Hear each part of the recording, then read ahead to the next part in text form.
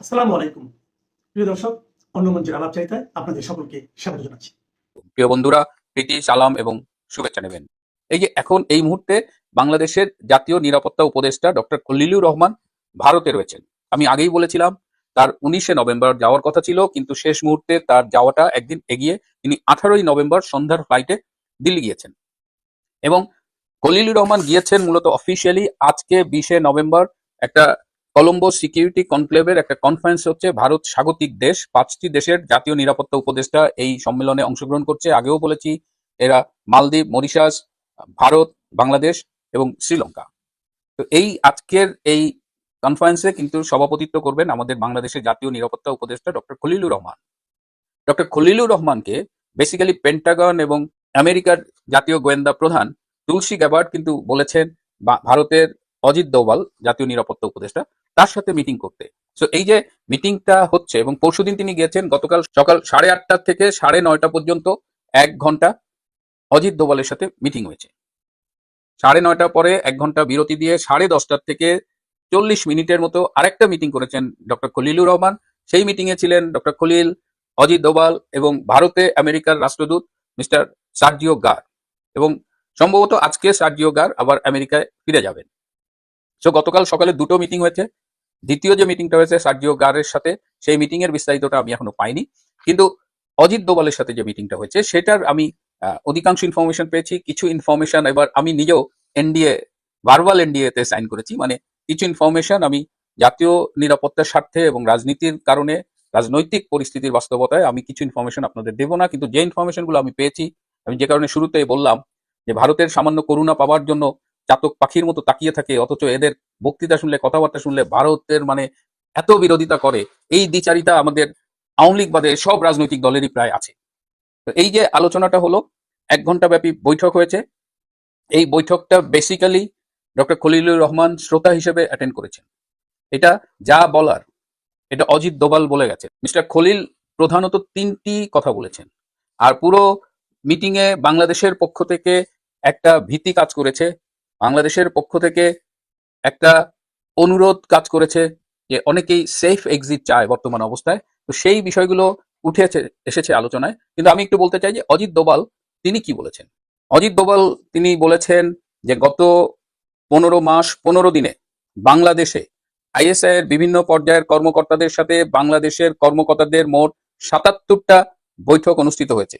এই 77টা বৈঠকে কারা কারা অংশগ্রহণ করেছে, সেই বৈঠকে কি আলোচনা হয়েছে, এই সব তথ্য ভারতের কাছে আছে। এবং এই সব তথ্য নিয়ে একটি রিপোর্ট তৈরি করা হয়েছে, এবং সেই রিপোর্টটি অজিত দোভাল ডক্টর খলিলের হাতে তুলে, আরো একটা রিপোর্ট ডক্টর খলিলের হাতে তুলে দেওয়া হয়েছে, যে রিপোর্টটিতে বাংলাদেশে বর্তমানে ভারত বিরোধী যে জঙ্গি তৎপরতা চলছে সেই জঙ্গি তৎপরতার বিশদ বিবরণ রয়েছে। এবং শুধু বিবরণ নয়, বিভিন্ন ধরনের প্রমাণ, স্যাটেলাইট থেকে তোলা ইমেজ, এই সব কিছু ওই 277 পৃষ্ঠার রিপোর্টটিতে রয়েছে। এরপরে বাংলাদেশের নির্বাচন নিয়ে ভারতের আকাঙ্ক্ষার কথা, প্রত্যাশার কথা জানিয়েছেন অজিত দোভাল। ভারত মনে করে যে বাংলাদেশে সব নিবন্ধিত রাজনৈতিক দলকে নিয়ে একটা ইনক্লুসিভ নির্বাচন অনুষ্ঠিত হওয়া প্রয়োজন। বিশেষ করে প্রায় 50% ভোটারের সমর্থন পুষ্ট আওয়ামী লীগকে এই নির্বাচনের বাইরে রাখার চেষ্টা ভারত সমর্থন করে না বা ভারত আশা করে না।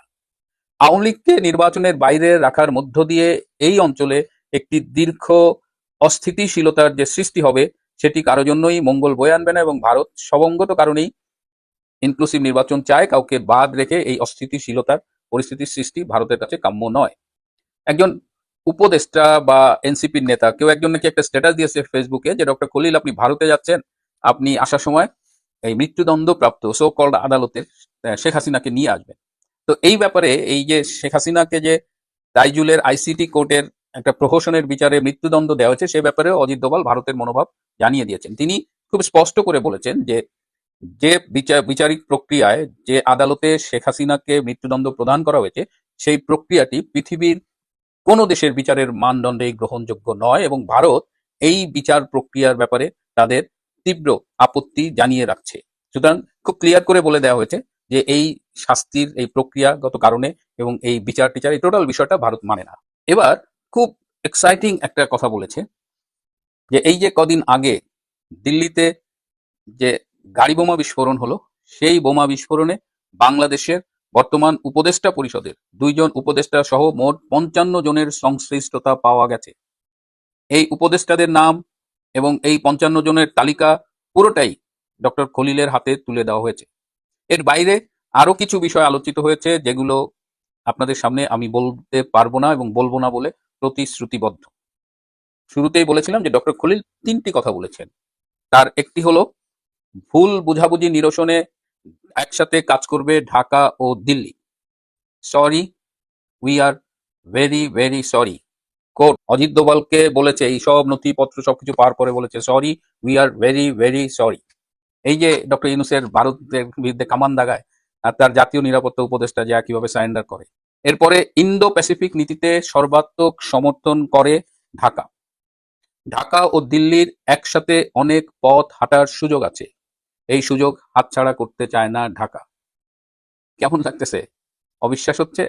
এই হলো বাংলাদেশের ভারত বিরোধী রাজনীতির তথাকথিত নেতাদের বাস্তব অবস্থান। এবং সবশেষে ডক্টর খলিল সুবিধামতো সময়ে অজিত দোভালকে বাংলাদেশ সফরের আমন্ত্রণ জানিয়েছেন এবং সেটি অজিত দোভাল বলেছেন সেটি তিনি বিবেচনা করে দেখবেন। এবং আজকে ডক্টর খলিল আরো 3টি মিটিং করবেন। তার মধ্যে সকালে যে পররাষ্ট্র মন্ত্রণালয় এক্সটার্নাল অ্যাফেয়ার্স তার পলিটিক্যাল উইং এর কর্মকর্তাদের সাথে তিনি একটি মিটিং করবেন।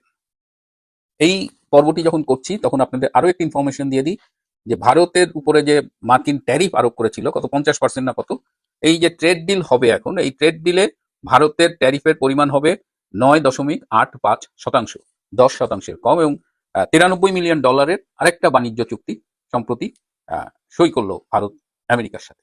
ভারত আমেরিকার সম্পর্কটা আবার মাঝখানে একটু টানটান থাকলেও এখন আবার নতুন করে অন্য মাত্রায় যাচ্ছে। শেখ হাসিনার ফাঁসির রায় ঘোষণা হতে যেভাবে হাততালিতে ফেটে পড়েছিল আদালত কক্ষ, তাতে মনে হয়েছিল সারা দেশ উচ্ছ্বাসে ফেটে পড়বে এই আদেশ শুনে। জামাত, এনসিপি, বিএনপি মিটিং মিছিল করে নাচা গানা করে মাতিয়ে দেবে বাংলাদেশ। কিন্তু কোথায় কি আনন্দ উৎসবের নামগন্ধ নেই, বরং রায়ের বিরুদ্ধে সাধারণ মানুষের ক্ষোভ আছড়ে পড়েছে প্রায় বাংলাদেশের সমস্ত জেলায়। ষড়যন্ত্র করে যারা এই রায় আদায় করেছে তাদের চেলা চামুন্ডারাও যে তেমন কোনো মিছিল টিছিল করেছে, বোমা ফাটিয়ে উৎসব করেছে তা নয়।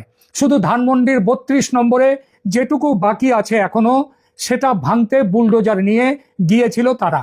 সেনার বাধায় সেটা করতে পারেনি। সেনা কেন বাধা দিয়েছে এবার, আর আগে যখন ভাঙা হয়েছিল তখন কেন বাধা দেয়নি, এসব নিয়ে চুলচেরা বিশ্লেষণ চলছে নানা দিকে। সে আলোচনা এখানে নয়।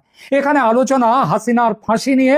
এর আগে আমি সম্ভাব্য রায় নিয়ে একটি ভিডিও করেছিলাম কদিন আগে, আপনারা দেখেছেন।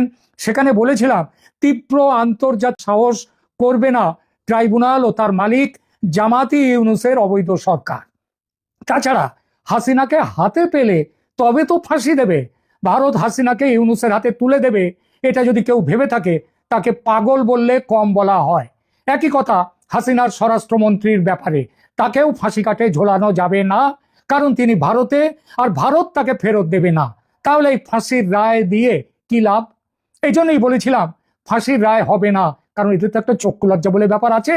কিন্তু সেই চক্ষু লজ্জাটুকু এই সরকারের, বাংলাদেশের বর্তমান সরকারের নেই। কিন্তু জামাত, বিএনপি, ইউনূসের এই সরকার গায়ের ঝাল মেটাতে চেয়েছিল, তাই আইনকে বুড়ো আঙুল দেখিয়ে এই আদেশ। কিন্তু এই সরকার আর একটা কথা ভুলে গিয়েছে, সেটা হলো শেখ হাসিনা আল্লাহর আশীর্বাদ প্রাপ্ত। বাংলায় একটা প্রবাদ আছে, রাখে হরি মারে কে। সেই প্রবাদটাকে অনুসরণ করে বলা যায়, রাখে আল্লাহ মারে কে। ঈশ্বর এরকম, ঈশ্বর হচ্ছেন কি, ঈশ্বরকে বলা হয় ঈশ্বর একম এব অদ্বিতীয়ম, ঈশ্বর একজন ছাড়া কেউ নেই। এই যে হিন্দুদের এত ঈশ্বর, সেটা কিন্তু মূল এক ঈশ্বরের নানা রূপ। এই রূপ, তাকে কেউ বলে হরি, আবার মুসলিমরা তাকে বলেন আল্লাহ, খ্রিস্টানরা তাকে বলেন গড। তো পরম করুণাময় আল্লাহ এত বিচিত্রভাবে এ পর্যন্ত রক্ষা করেছেন শেখ হাসিনাকে, তাকে বাঁচিয়ে রেখেছেন, যে তাকে পরম অলৌকিক সমস্ত ঘটনা বললে ভুল হবে না। একবার ফিরে দেখা যাক সেই ঘটনাগুলোর দিকে। শেখ হাসিনাকে এবারও যে ছুতে পারবে না ঘাতক, সেটা বোঝাতেই একবার এই ফিরে দেখাটা আসুন। 1975-এর 15ই আগস্টের রাত, তার পুরো পরিবার নিহত হয়েছিলেন, কিন্তু তিনি, শেখ হাসিনা, বেঁচে গিয়েছিলেন।